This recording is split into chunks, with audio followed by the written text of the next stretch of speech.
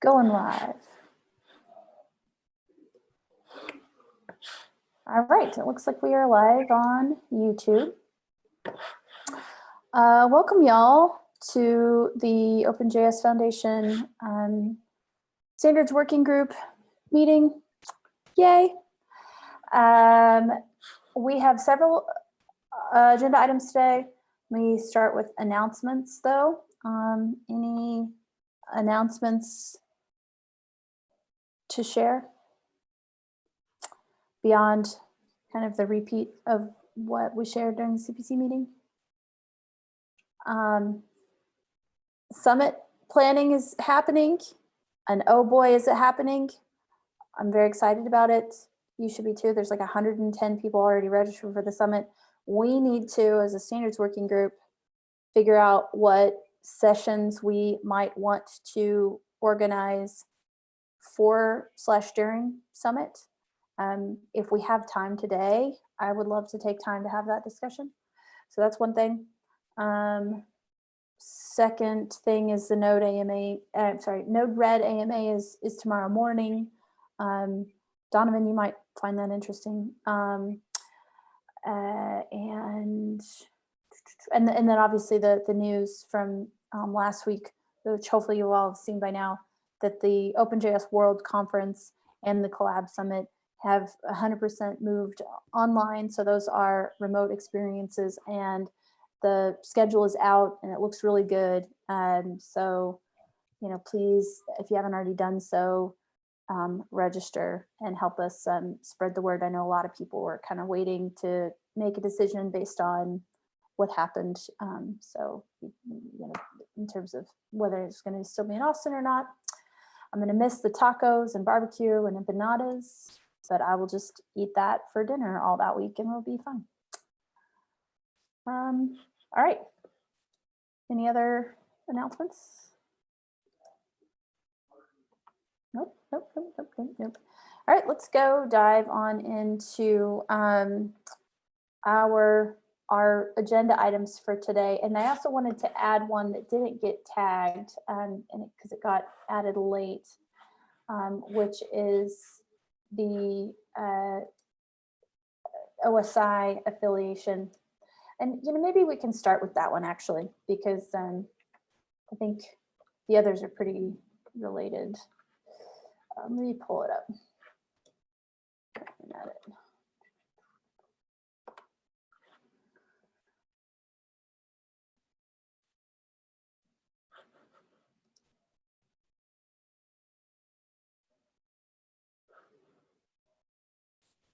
Brian Warner added this for us. It's issue number 89, nominate OpenJS Foundation representative for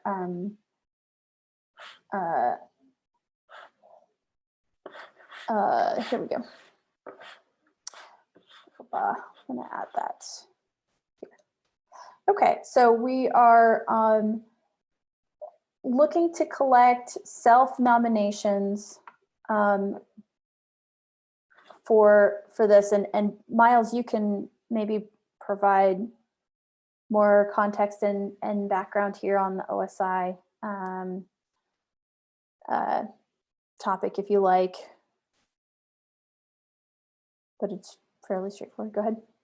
Yeah, I don't think there's a ton to dig into. We need a representative. I don't think the breadth of that role is totally understood. I have volunteered to do it. One thing that I think is a hanging question, although like just being obvious, like just stating the fact that I'm being kind of pedantic here. This is open both in the cross-project council repo as well as the standards repo. And I put my nomination bid in on the standards repo and kind of prodded Brian that I thought that was the appropriate place for this discussion to happen, not the cross-project council repo. So I was just curious if folks agreed with that assessment or not. With our charter being kind of managing these relationships, that seems something that should be, you know, within our house, for lack of a better way of putting it. This is Robin. Oh, sorry. Go ahead. Oh yeah, Brian, you know, pinged me this morning on it. I thought it would be more appropriate to be broad for CPC, and then point back to the standard group. So I guess I'm curious on why you would think it would be limited to just the standards working group. So I don't think that the participation is necessarily limited to the standards group, but looking at like what we have in the working group and what we've been chartered for. We have, I'm just trying to find support, new contributors, mentor, make recommendations. Managing ongoing relationships with standards organizations is something that this working group is chartered for by the CPC. So this role is specifically one to manage the relationship between OpenJS and the OSI. So that seems to fall within what the working group has been chartered for. My other question would be, who are we hoping to reach that follows the CPC repo but doesn't follow the standards repo and hasn't been participating in the standards working group? That would be an appropriate nominee.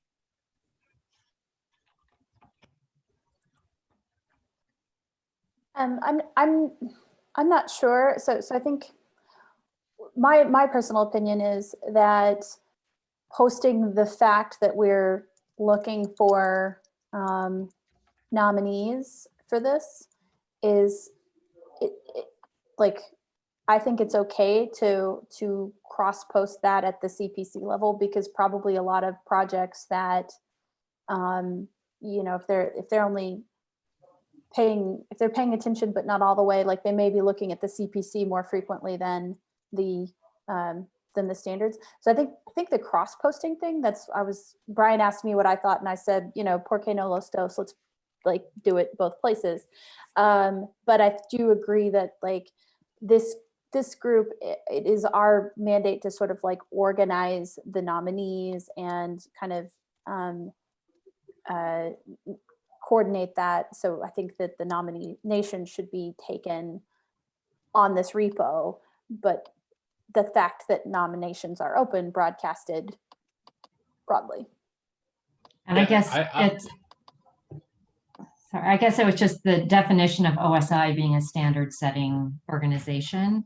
I don't know if I quite see them that way all of the time, but I guess it's sort of, I don't know if it's a fuzzy line with these folks.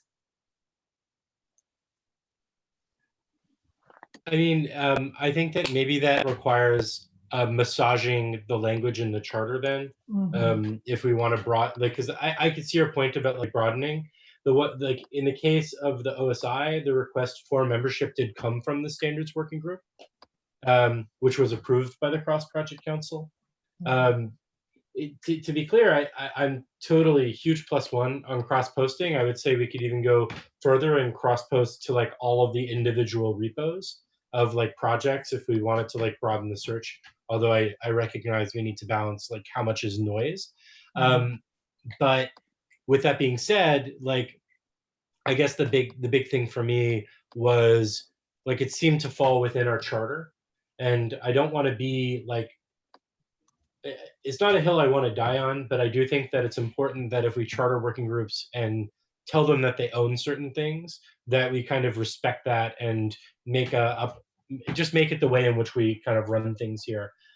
Because if we don't, it does set precedents that in the case of something like, you know, the code of conduct working group that we're also spinning up, or other working groups that we set up, that all of a sudden kind of any decisions then need to be vetted by the Cross Project Council, which isn't what I'd like to see happen. No, I'm 100% agreeing with you. Again, for me, it was just, and I get the nuance on it was the request. I just, historically in my mind, I never saw the OSI as a standard setting organization. So could you elaborate on that, Robin?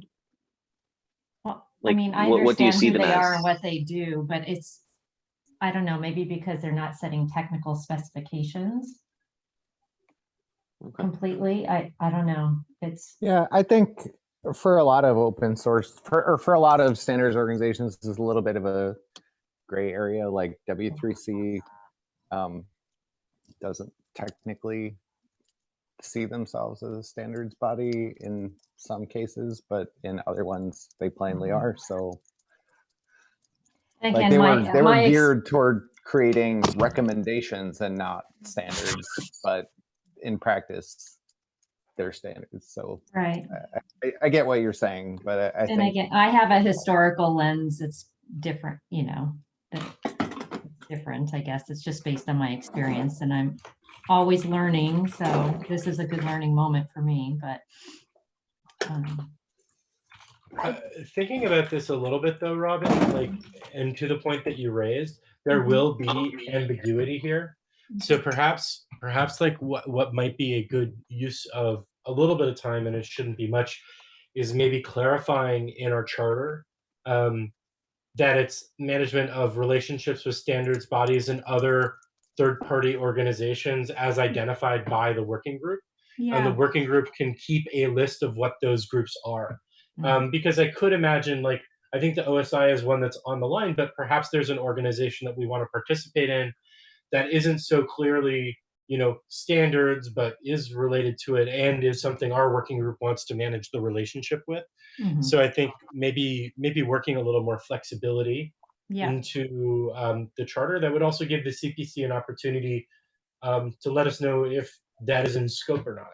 Yeah, because again, I used to sit on the board at Microsoft where it would be like, okay, do we join the Eclipse Foundation? Do we join the OSI? But we saw, or do we participate in this standard? They were all somewhat different teams sort of tackling them. But I do like sort of broadening the standards to include those other third-party alliances.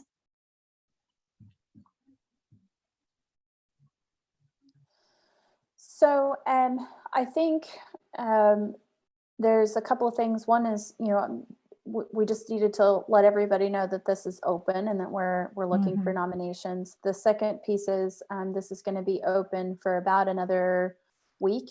There is an action perhaps here to clarify in the charter that with the suggested language. There's also an action probably to follow up with Brian about how we want to select the nominees from how this group wants to elect that person based on the folks who self-nominate. It may be an uncontested race. It may be maybe there's a few. So that is something that I can do. I don't know if Brian already had something in mind or if he wanted to follow what we're doing for the voting for the CPC. So does that capture all the to-dos there? I hope so. Miles, would you add anything to it? No, that seems reasonable to me. Okay, super duper duper. The next item on the agenda, and what happened to the next doc? Where did you go? Is number 84. Discuss Foundation TC39 delegate expectations. We did have a really good discussion about this last week. I don't know that we took any action to summarize and document any kind of conclusions or themes from that. And I think 84 and 83 are coupled. So Jordan, since these are your issues, I wonder if you want to kind of share where you think we're at with these. I mean, the discussion we had last time, we never really reached a conclusion. So I think that it seems clear that Miles and I have, although largely overlapping, very different opinions about the scope of and ability and autonomy of a OpenJS Foundation representative. And it does not appear that Miles and I will come to a point of agreement on that piece.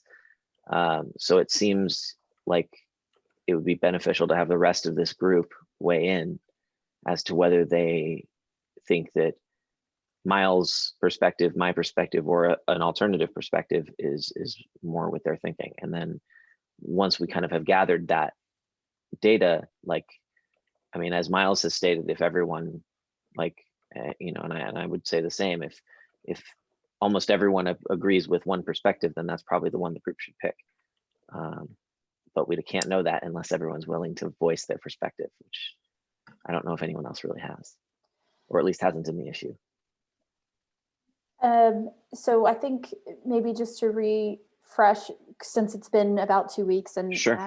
Not everyone would, not everyone may recall. So thematically, I think where we were in the discussion was this balance between an individual's ability to, for example, block consensus, or put forward some proposal that didn't have the support of the broader foundation community, and the extent to which the responsibility of the extent to which the organization OpenJS Foundation is responsible for behaving a certain way because it is a member trade entity.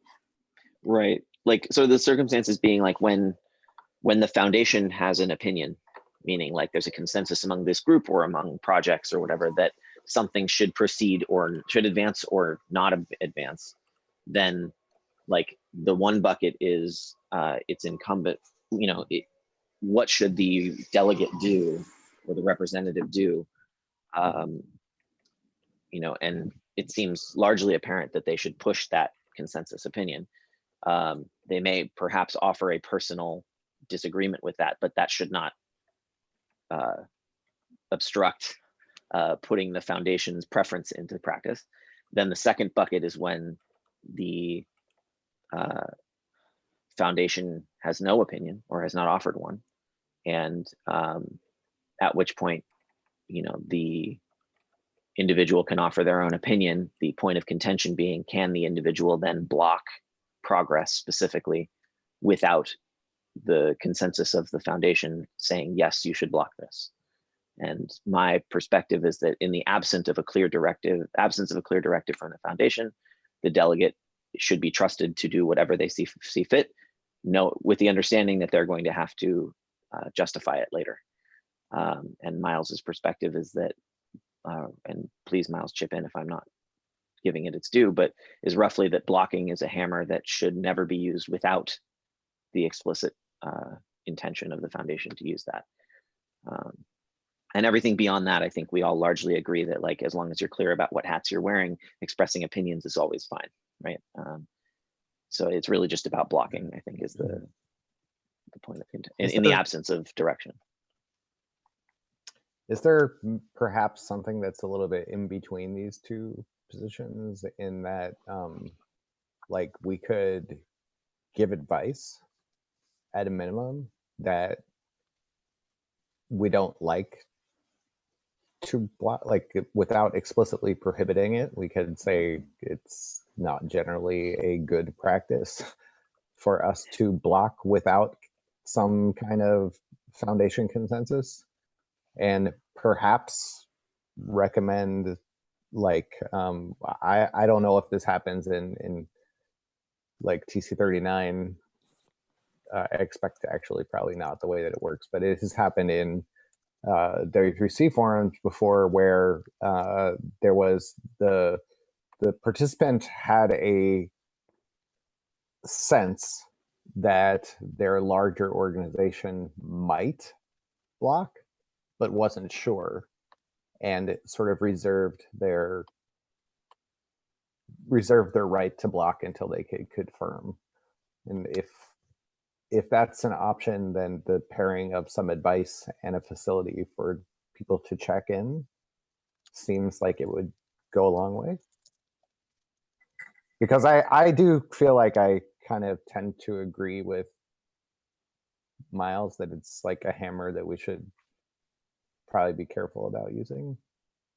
So, But I guess one bit that I'd add here, like, I think that there's the TC39 blocking thing, to me, is like, a symptom or a leaf of like the bigger thing, which is a philosophical thing about like what is the purpose of being an open source delegate, a delegate from the OpenJS Foundation. And I think this is the kernel that I think that we need to reach some consensus on personally before we can kind of outline like the should you or should you not block seems to me to be more like a matter of decorum, but we need to have some kind of like fundamental agreement first. So particularly, I think where Jordan and I split, and Jordan, you can please correct me because I don't want to put words in your mouth. I believe that if someone's coming and representing the OpenJS Foundation at a standards organization and using our platform to do it, they should be in some capacity representing consensus that has been reached within our foundation, or representing the opinion of a project, not of an individual. And I'm unsure, and this is somewhere where like, you know, I could be wrong, and then this would change everything. I'm unsure if individuals should be using this standards program that we're spinning up to engage in standards body to push kind of like their personal agenda or ideas or vision. That does not mean that one cannot build consensus around their ideas and vision within the foundation before bringing it and still represent their ideas. But I think that there's a clear distinction there. And so, kind of building from that, it seems inappropriate for a delegate of the foundation to kind of do any action that is not built on top of some sort of bed of internal consensus seeking. What that means, I recognize, is very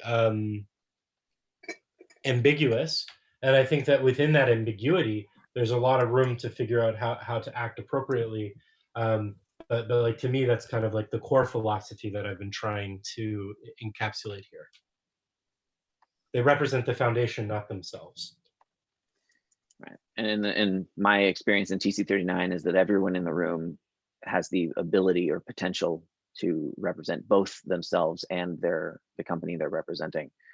Some companies may not grant that freedom to their delegates, but the general consent, like atmosphere in the room is at TC39 is that you're there for your individual opinions and also to represent your company's interests.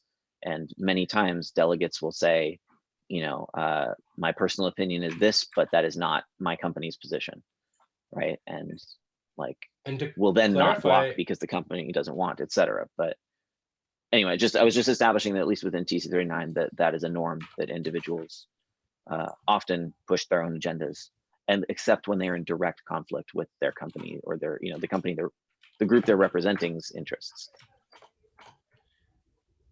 And I guess that's where, like, to me at least, and perhaps it's a non-issue, like it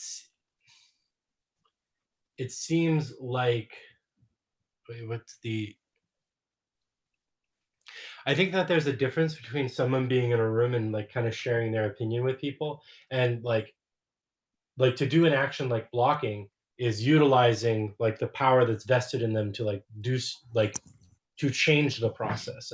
I see those as distinct things. In the case of a vote, whereas there's one vote per member company, that makes sense to me, right? Like personal opinions should not go into that. Like, you know, that should require talking to your appropriate, you know, organization. But TC39, not individual, like it's not the JS Foundation that's giving the power to block. It's the TC39's procedures give every human in the room the power to block, regardless of whether your company sends 20 or one person. I disagree with the framing of that. In a consensus model that's not built on voting, blocking is the equivalent of voting. Like there's no difference between it. It is just the mechanism at which it works. Now, for what it's worth, I am not hearing many other people speak up about caring about the like kind of like philosophical core that I've pointed out.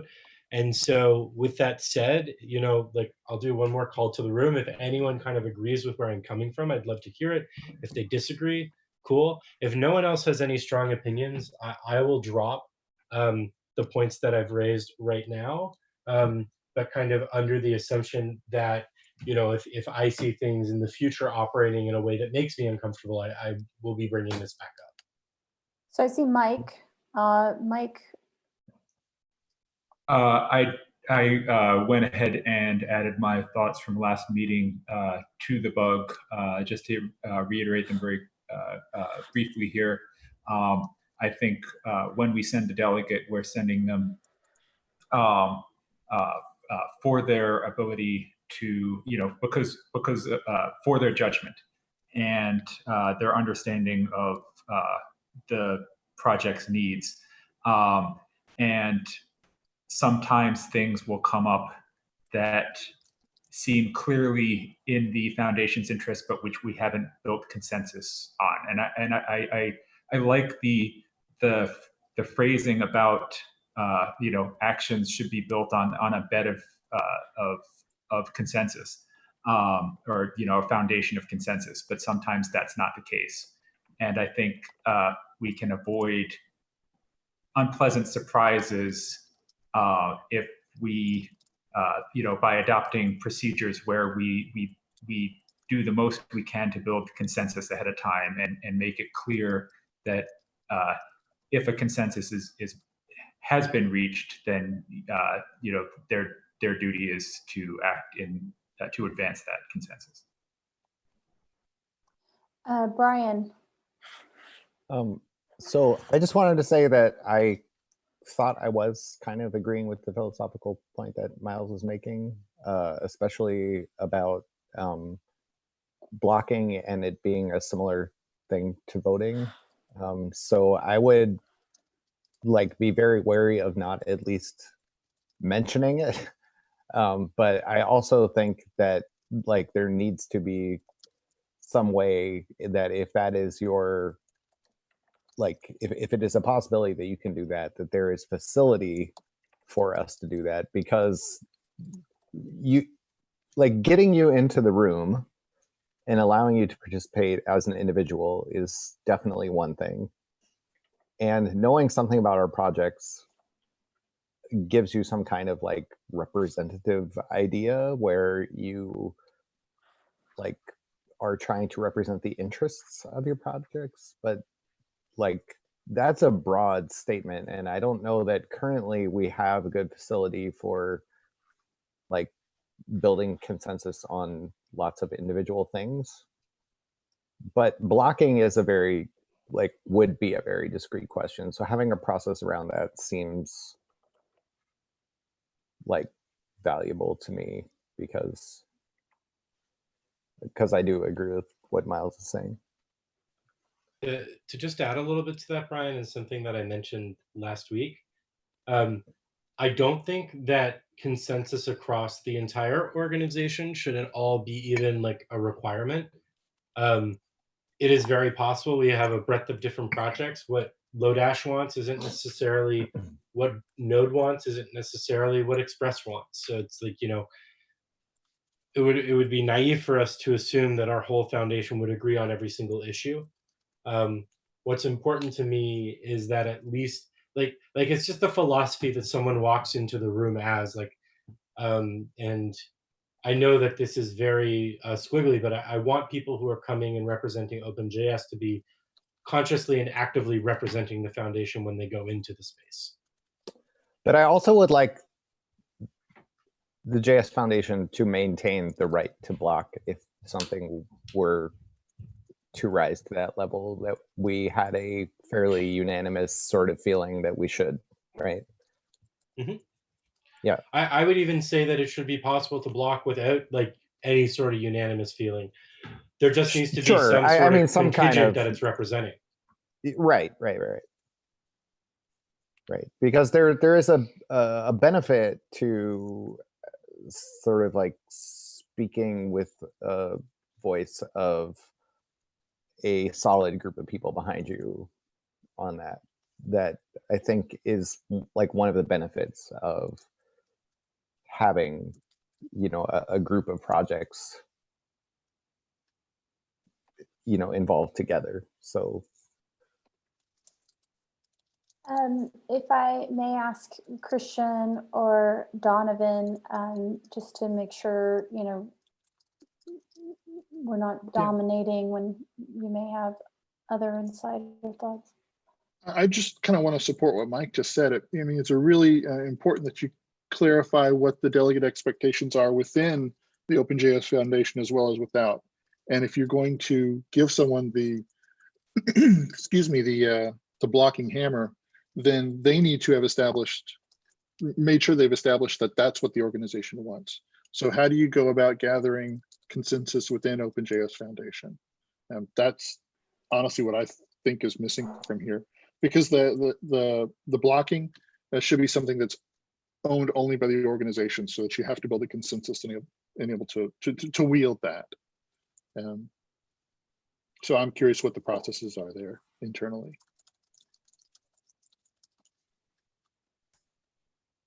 Christian, did you? Okay.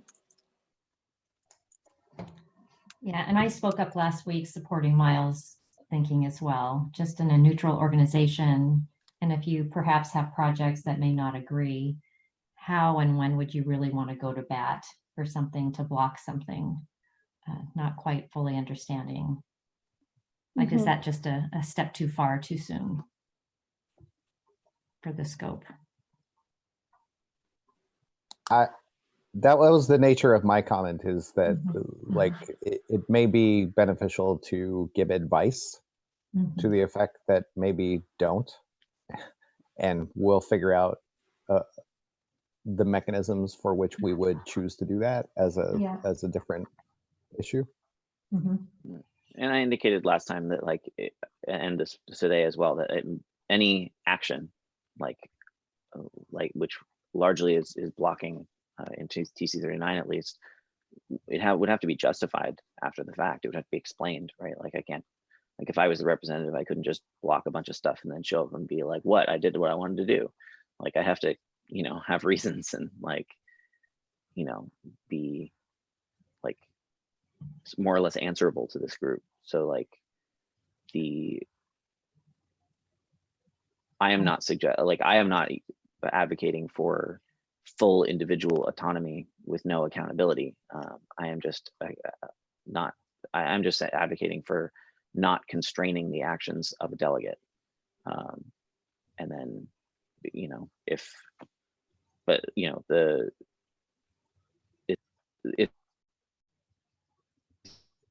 the perception that that blocking is a hammer.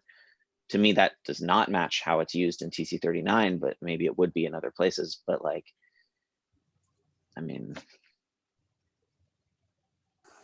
yeah, I guess just to me, it's not like if, so for me personally, like my ability to block things in TC39 is largely unaffected by whether I'm a representative of the JS Foundation or not. I can block things as an invited expert. I don't have to be representing anybody, because in TC39 blocking is fine, because progress is not the most important goal. Not screwing up the language is the most important goal. So blocking is often a good thing.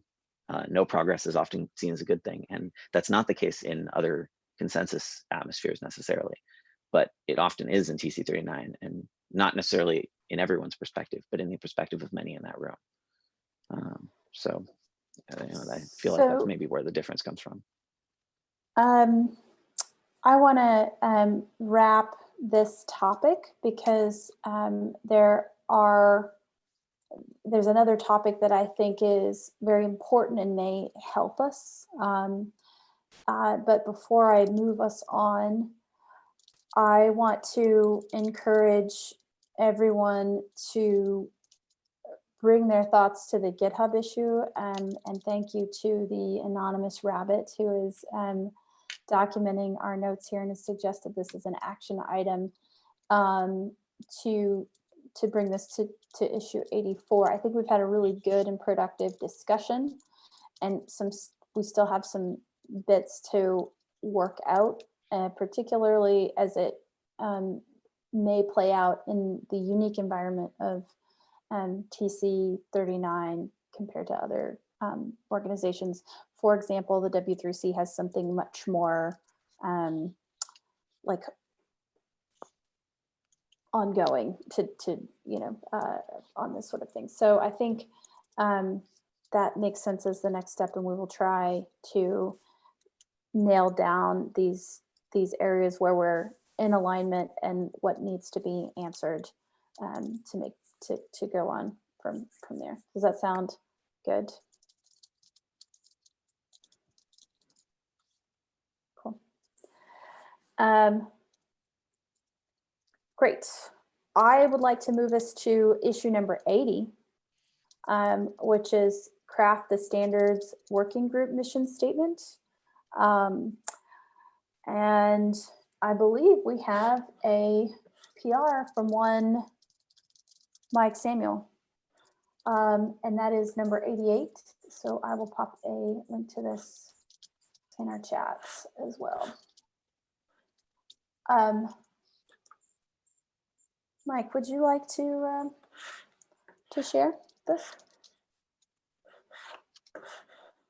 Yeah, so issue 80 had, I suggested some text there. I can read it out if people are interested.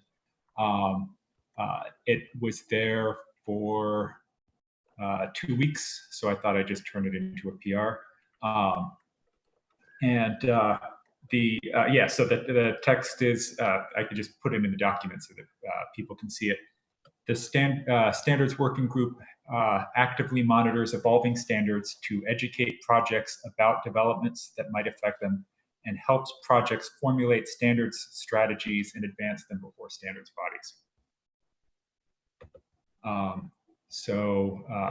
Just dump that in there so that people can read instead of listening to my dulcet tones. Yeah, that's all I have to say. I think this is great. I think that, like many things, if we find that it doesn't quite fit, we can certainly change it over time. I'm +1 to this language, unless there's anybody who would suggest. I was going to comment on the issue. I think it's good. I think it's good text, but I wonder if it would make sense to add something about like involving their input in the process.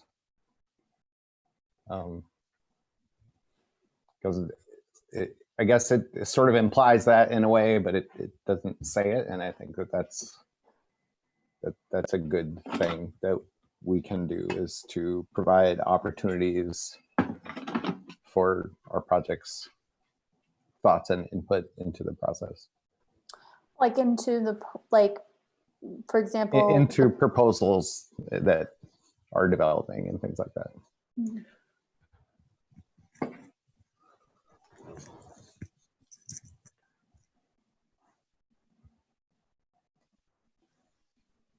Awesome. I'll respond when I see you post that on the issue. Oh, on a side note, the mission statement as currently drafted appears in our draft blog post. I'll drop a link to that in the chat, and yeah, it uses the word standards at least 4 times. So we might have to update the draft blog post based on changes to this, but. So we'll want to wordsmith, it sounds like, a little bit, a little tweaking. Yeah, there's just 2 places that, it appears in the README, and I also excerpted it. I wrote a little bit of copy for the draft blog post. Brian, do you think you could quickly add maybe just like your minor edits on the PR so that we can? Yeah, I'm adding my comment now. Yep. Dope. All right. Because as Mike pointed out, the other thing that we have going right now is that we want to get a blog post out about the working group and some of the activities we're going to be taking on, and some of the things we want to do program-wise for the community. So it's worth everyone, chipping in. And Mike had done a survey, which is in number 81, collect info from standards meeting attendees. If you haven't done that, please do.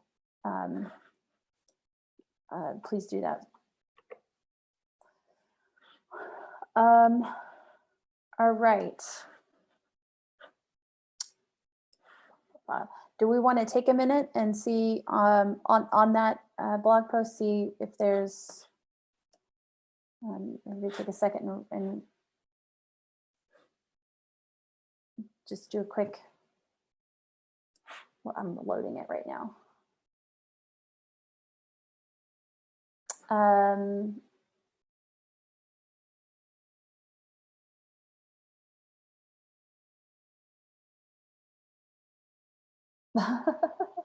Love it. So yeah, it looks actually like a lot of work. Good job, Mike. Jeez, McCree's.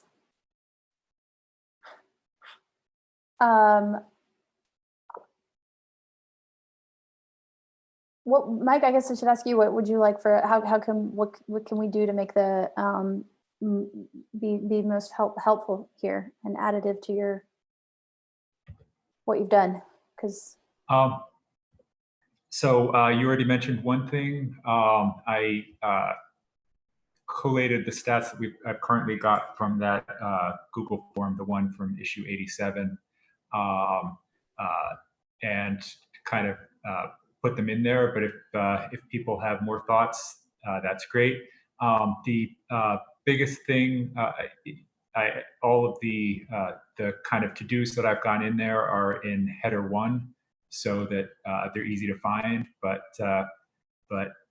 kind of, drafting text for those would be great. The first one, I need an example of a project that suffered because it wasn't involved in a standards process. And I understand that, we've probably all got examples that are proprietary, or that, if you bring them up, that might kind of reopen old wounds. So there's a certain amount of sensitivity that we need here. But if anybody can think of a great example of where a project suffered because it didn't get involved in the standards process, as kind of a cautionary tale, that would be great. And if people have an example of where a project got involved in a standards process and it really paid off for them, that would be awesome too. I think for the ones like where it failed, like if we go back, in history, like if we, I think there's some decades old examples at this point where like it wouldn't be too painful. Yeah, I think we can go with an old example. I just don't want to go all the way back to like, railroad gauges and that kind of stuff. Okay. Something between telco standardization and, fax machines. Just kidding. Sounds fun. I mean, we could use like all of the theoretical W3C work that like went XML on top of XML on top of XML on top of XML, where there weren't like lots of. But was there like an open source project that, like, I thought that was the reason that failed was because it was theoretical, not because there was some. Right, but then like we got real projects like jQuery and things involved, and then we had input into the system and a lot better results because of that.